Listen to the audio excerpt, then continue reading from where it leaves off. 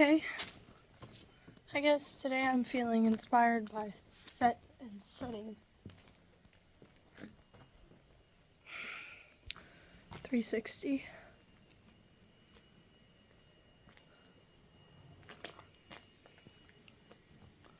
I believe this is a tunnel for like an irrigation ditch. Where the other end of the tunnel leads, I can see the end of it. I'm sure you can see it too. I'm like honestly considering walking through it. But that scares me because, but what the fuck is on the other side of the tunnel? I don't know. I kind of want to walk through it. But oh my god, I'm so scared of like dark enclosed spaces. Like, that is a good way to get bitten by a snake. But you never know until you try. You know what I mean? Should I?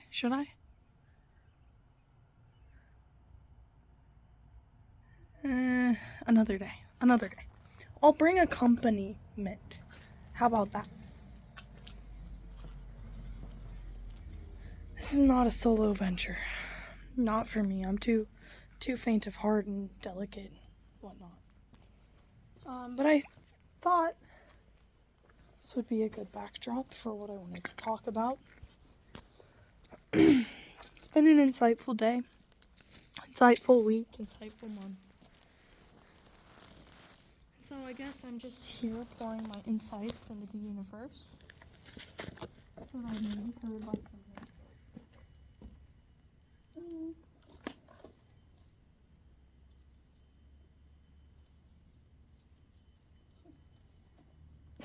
I thought it was a dead bee.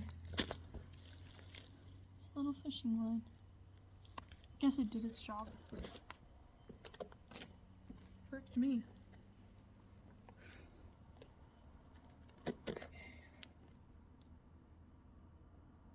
I should probably get closer. I don't know, can you hear me? I don't know. Okay, I'll come closer. By the way, shoe check. Okay, thanks. Those are my favorite shoes. Thanks, I know they're really cool. Thanks. Okay. First of all, first insight into the universe and the makings of the world and whatnot. Get yourself a Snuggie, okay? This thing has saved me so much, so many times, on so many different occasions. Camping hack right here. Just one of these. It really does everything. Like, okay. Second insight into the world and the machinations of the universe.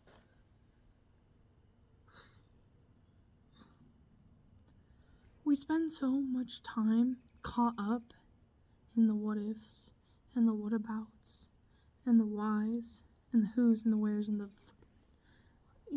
we spend so much time questioning everything, trying to figure everything out, trying to solve everything, that we lose the moment.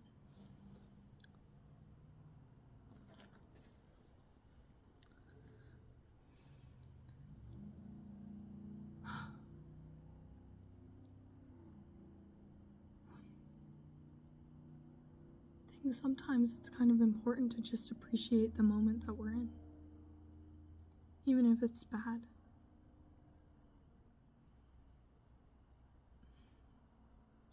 I guess I can talk about some of the lessons I've picked up over the last year. First of all, I met somebody. His name is Flo.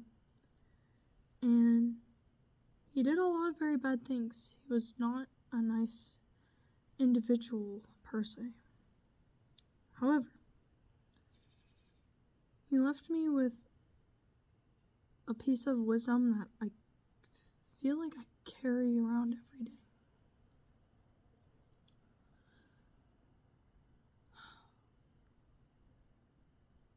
Your love is yours to give, and nobody else is to decide on how you give it. I'll rephrase that, like a little more Englishly. Your love is yours to give, and nobody else's to take. Nobody else's to call shots on. You decide who gets your love. It's up to them whether or not they see the love that you're sending. You have no power or control over whether or not someone chooses to receive the love you send them. However, you have all the power in the world to send that love regardless.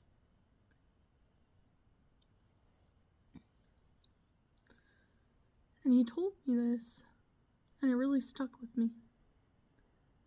Because I've always felt so helpless when losing someone, when losing a relationship with someone. I've always felt like it was just out of my grasp, But it turns out, I get to decide to still love them. Regardless of whether or not we speak, regardless of whether or not they're in my life, I get to decide to send love. And so I do.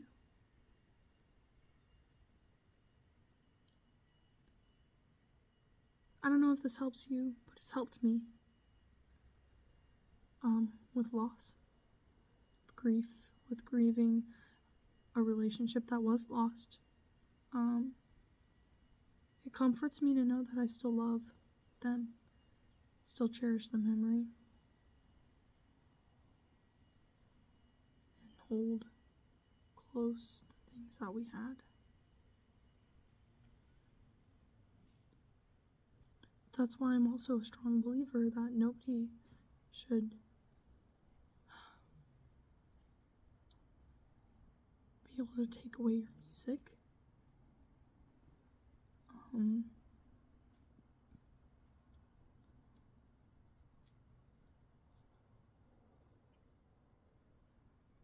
someone walking up there.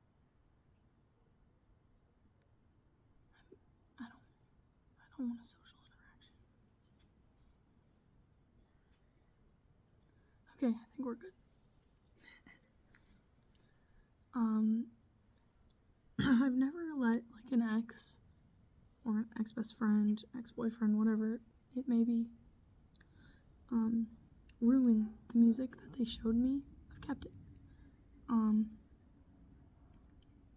Because at the end of the day, I feel like music is, at least for me, tied to a memory of a moment or a memory of someone, and I'd much rather cherish that memory than feel bitter at the memory.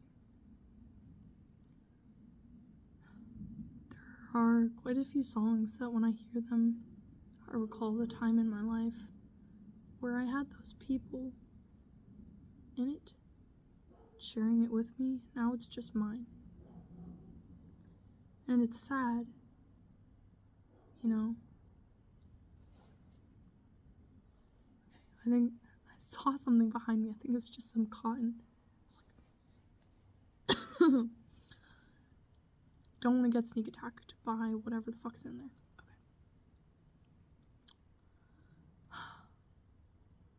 Anyways, it's sad that I can't share that music with that person anymore.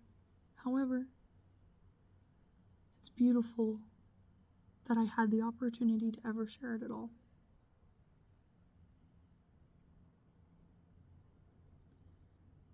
Gratitude is like the tool that I've learned helps me through the most. When I feel bitter, I remember gratitude. When I feel resentment, I remember gratitude.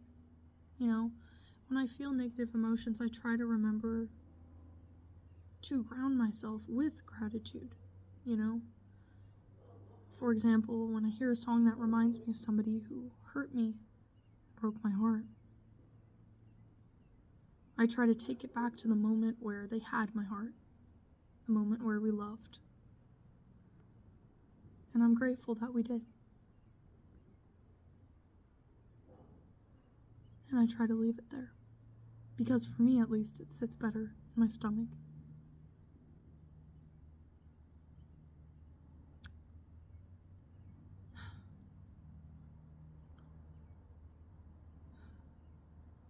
The second lesson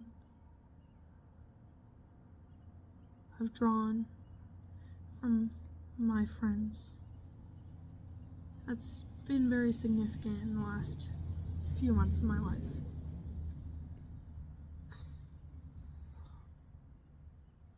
I would say it came not from like a typical friend. He was a man that I worked for. His name is Keith Davis. And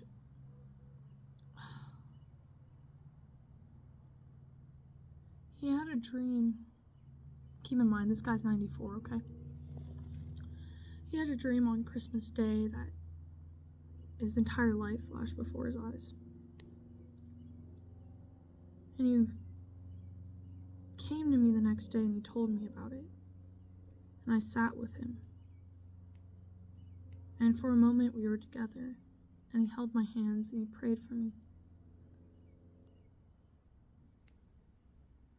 He prayed with me for a long time. I want to say maybe 25 minutes. He just held my hands in his. And he told me that my purpose was to love and to be loving and to share my love. And he prayed that I would find my purpose, and he prayed that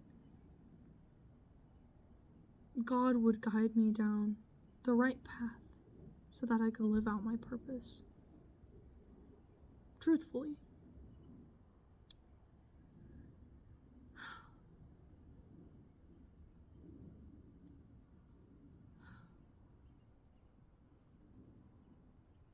I remember the whole conversation started because I asked Keith, do you think people know when they're going to die?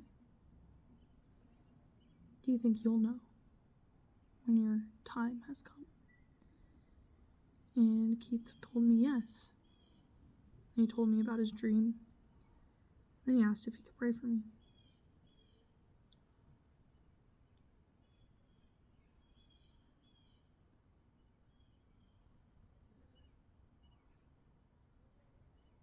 Just really stuck with me.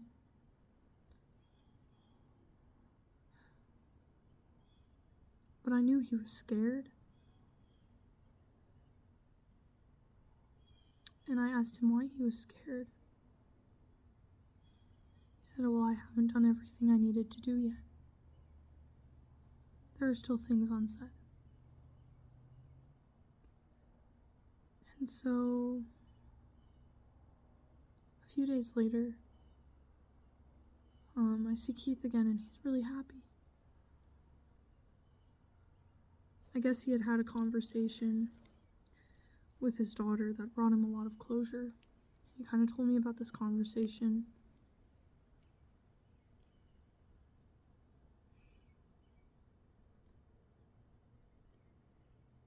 And then he told me about his life story.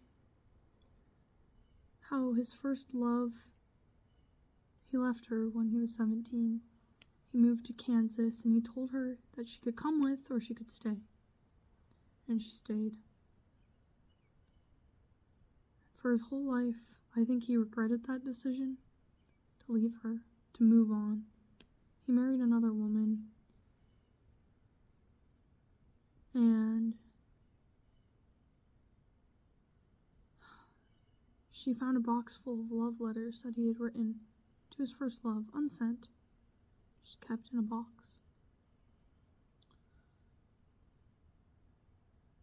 I think that's why she left him.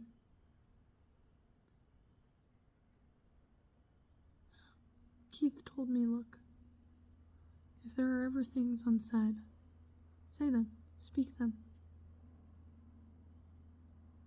I think he finally got a moment of closure with his daughter when he explained to her why he did this, what was going on. So part of it was that there was always something unsaid to his daughter, something he needed to move past. But there was something unsaid with his first love too. It's tragic in a way because she died holding his hand. Her husband was in the room with her when she died and her 7 children, but Keith was the one holding her hand when she passed on. I think he held a lot of regret his whole life for never going down that path and always pondering that direction of his life in his mind. So I think the lesson I kind of internalized from that was, you need to exhaust your options. If you really love someone, love them. Love them as truthfully as you can until they will not let you anymore. Don't just move on because you see something better over the horizon. Work to make your love better. And don't ever leave things unspoken because they will sit with you until you die. Keith is 94, still pondering these things, these choices that he made when he was 17.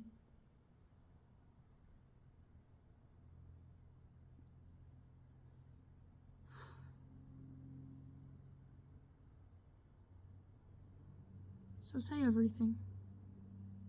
When you love someone, tell them you love them. When you are grateful for something that somebody did for you, tell them.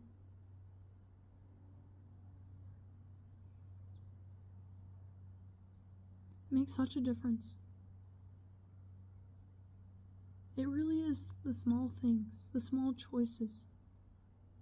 Everything is the butterfly effect. But don't live a life of regret because of the things you could have said but didn't. Say everything. If it's important, say it. It's easier to beat around the bush. It's easier to hide from your thoughts and your feelings, but don't take the easy road. Always take the honest road.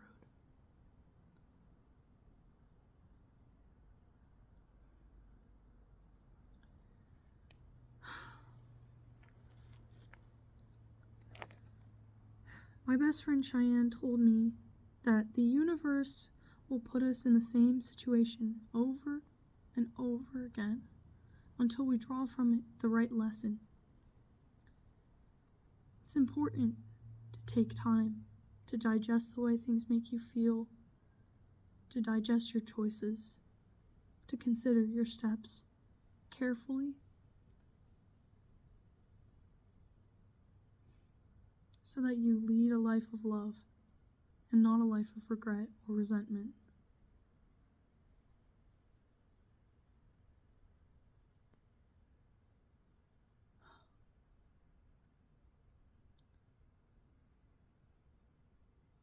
Third thing that's really stuck with me lately, helped me a lot, is something that my brother Darius showed me, which is that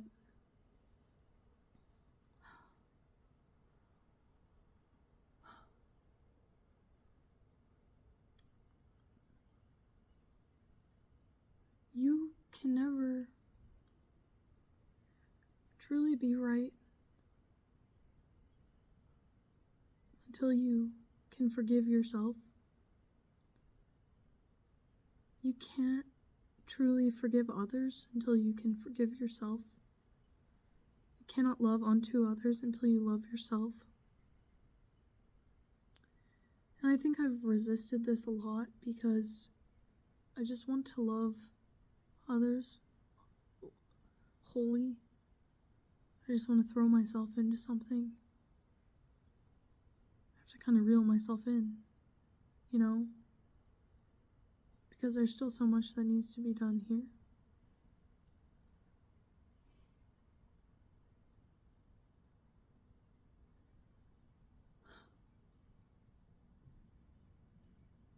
But it makes sense, Because if you really think about it, we are all just each other. If you really truly think about it, we are all just the same. Yes, we are individually complex. We have our own stories, our own lives, our own history. But we are all only human. We all make the same mistakes at some point or another. I think this has just helped me extend empathy towards others. When I feel better about something that somebody has done, lately I try to ask myself, when have I done that too? Where was I at when I did that? How can I have understanding?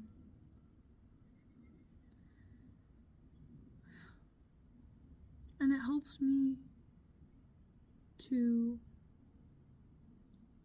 let go of the resentment I hold towards myself, to let go of the resentment I hold towards others.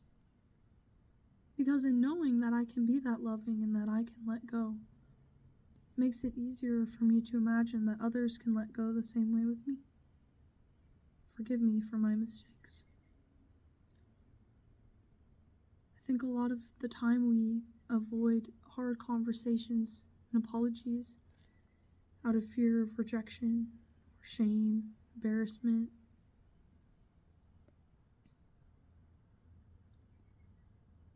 So it helps me to think that, in those times where maybe I'm not brave enough to apologize or say the right thing or do the right thing, there's somebody on the other end who's empathetic and understanding, that I just need time. I just need to figure it out.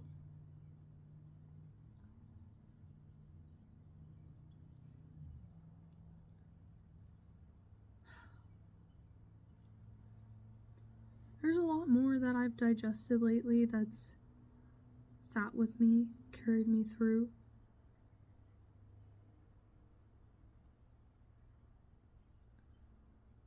But I guess the last lesson comes from within.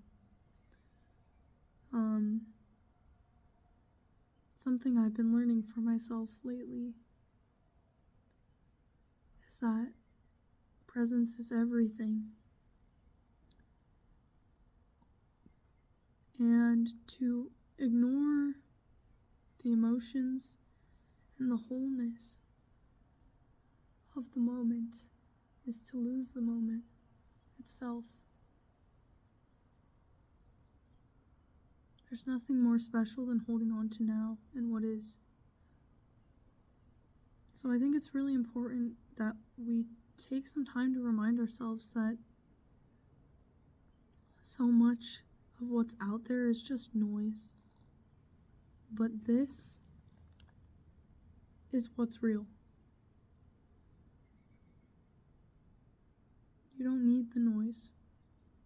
You don't need to listen to what people tell you to do, to feel, to think. A lot of the media circuit is just fear-mongering or a trap to keep us addicted. You don't need it. In fact, all you need is right here.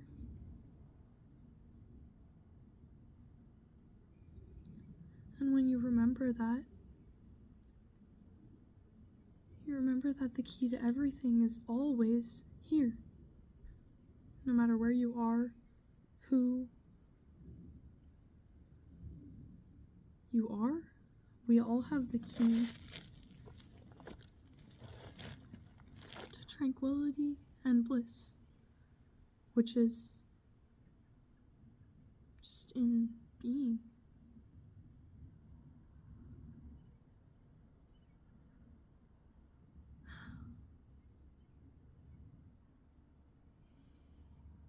It helps me to be outside, obviously. It's a good grounding tool. But other things that ground me are my family, my friends, and my music.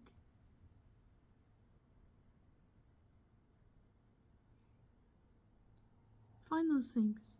that bring you back to the moment. Find those things that bring you back to the here and now and cherish them with all your fucking heart and soul and blood.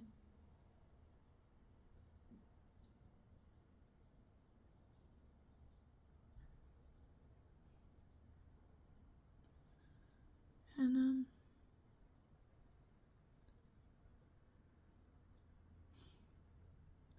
yeah.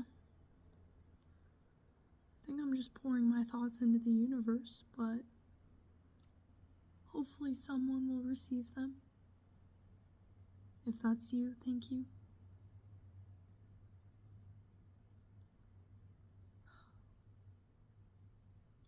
I am so grateful to just be able to see what's around me and just hear birds chirping. It's scary because when I was a kid, the world was so much louder with crickets and bugs and birds, and it's gotten quieter. I think we all notice. I think there's a lot of good reasons that we're all so scared. But we don't have to be scared.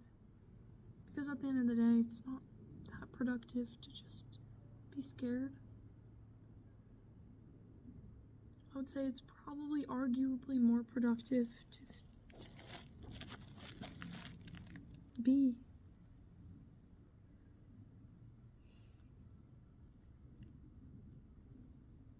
It doesn't have to have any connotation, positive or negative. You know? It can just be the moment of silence that happens before the sun crosses over the horizon.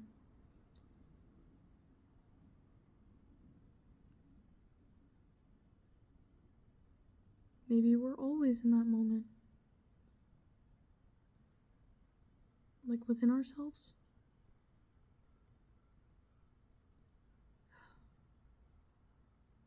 Or maybe we're always risen. Who knows? But quite frankly, who the fuck cares?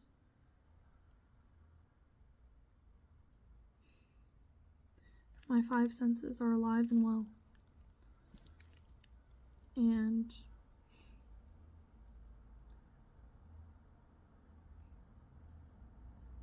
I'm blessed that they allow me to be here. I'm so blessed. I'm so blessed to have even touched the earth in the first place. And so are you. No matter what you've been through, no matter what you've seen, what you've done, the regrets you have or don't have, just remember that everyone's in it together. And we're all feeling the same things. And sometimes it's not that deep. And that can be a comforting realization. Sometimes all there is this.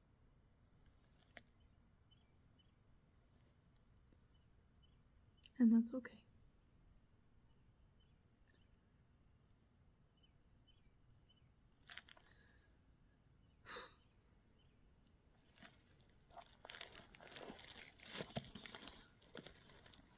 Have a good day. Okay, bye.